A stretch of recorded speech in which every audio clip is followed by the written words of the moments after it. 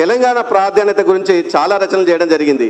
ఈ యొక్క రాష్ట్రం యొక్క పరిస్థితి ఎడ్యుకేషన్లో కావచ్చు, విద్యలో కావచ్చు, నిరక్షరాస్యత కావచ్చు, నిరుద్యోగతలో కావచ్చు, వీటన్నిటిని సమీక్షించినటువంటి గొప్ప వ్యక్తి ప్రొఫెసర్ మోహన్ సింగ్ గారు.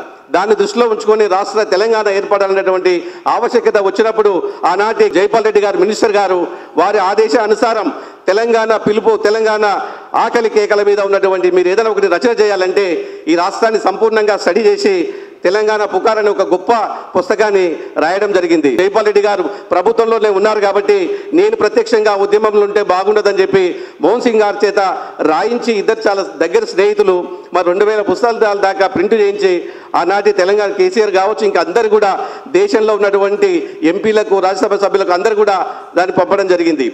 ఇక్కడికి వచ్చినటువంటి తెలంగాణ శ్రీకృష్ణ కమిటీ దీనిపైన తెలంగాణ సపరేట్ గురించి వచ్చినప్పుడు వారి యొక్క ఆలోచనలు దాదాపుగా గంటన్నర సేపు కల్వకుర్తిలో కూర్చోబెట్టి ఈ పాలమూరు జిల్లా ఆకలి జిల్లా ఎందుకుంది అని చెప్పి, నల్గొండ ఫ్లోరైడ్ ఎందుకుందని చెప్పి గంటన్నర సేపు ఉపన్యాసం ఇచ్చి వాళ్ళందరూ కూడా తెలంగాణ ఆవశ్యకత గురించి చెప్పినటువంటి వ్యక్తి ప్రొఫెసర్ మోహన్ సింగ్ గారు.